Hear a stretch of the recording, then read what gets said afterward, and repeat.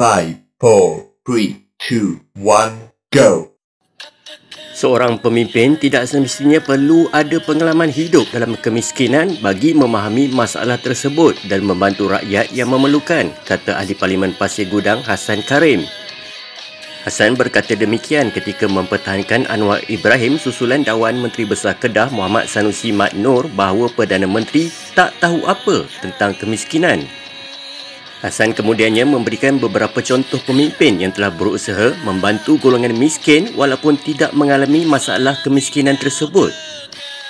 Di antaranya adalah Perdana Menteri kedua Abdul Razak Hussein yang mendapat gelaran Bapa Pembangunan ekoran dasar-dasarnya yang membantu golongan berpendapatan rendah. Adakah Sanusi tahu bahawa Allahyarham Tun Abdul Razak juga pernah belajar di MCKK, Kolej Melayu Kuala Kangsar? Tun Abdul Razak bukan anak orang miskin tetapi anak bangsawan dari Pahang. Lihat apa yang dia telah buat tentang memperjuangkan nasib orang miskin. Siapakah Perdana Menteri yang membuka beribu-ribu hektar tanah di seluruh negara di bawah rancangan Felda untuk diberikan kepada orang Melayu miskin? Jawapannya ialah Tun Abdul Razak yang bersekolah di MCKK dan bukan dari keluarga miskin. Katanya begitu.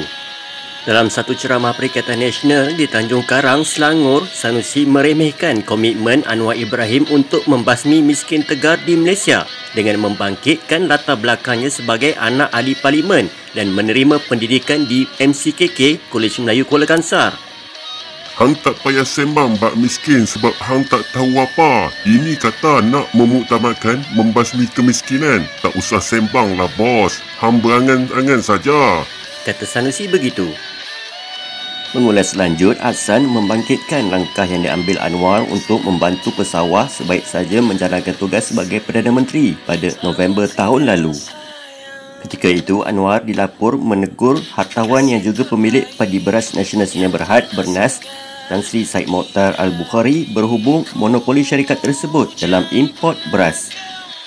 Atas desaan Anwar, Syed Mokhtar kemudian memperuntukkan sebanyak 60 juta ringgit untuk pembayaran kepada pesawah miskin.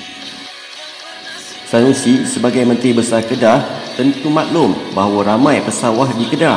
Adakah Sanusi lupa antara tindakan awal Anwar sebagai Perdana Menteri adalah berbincang dengan Syed Mokhtar untuk memulangkan sebahagian keuntungannya untuk membantu pesawah miskin? Soal Hassan begitu. Hassan turut membangkitkan kritikan Anwar terhadap belanjawan yang dibentangkan kerajaan PH pimpinan Tun Mahathir Mohamad pada tahun 2018 yang memotong subsidi kepada petani dan nelayan. Sebagai seorang pemimpin, Sanusi tentu setuju dengan saya bahawa tak semestinya kita pernah hidup miskin baru kita tahu erti kemiskinan. Apabila Sanusi telah faham semua ini sekarang, eloklah bersederhana sahaja dalam ucapan. Lebih molek jika Sanusi selaku Menteri Besar Kedah menghulurkan salam persahabatan dengan Anwar yang mengetuai Kerajaan Persekutuan. Katanya lagi begitu.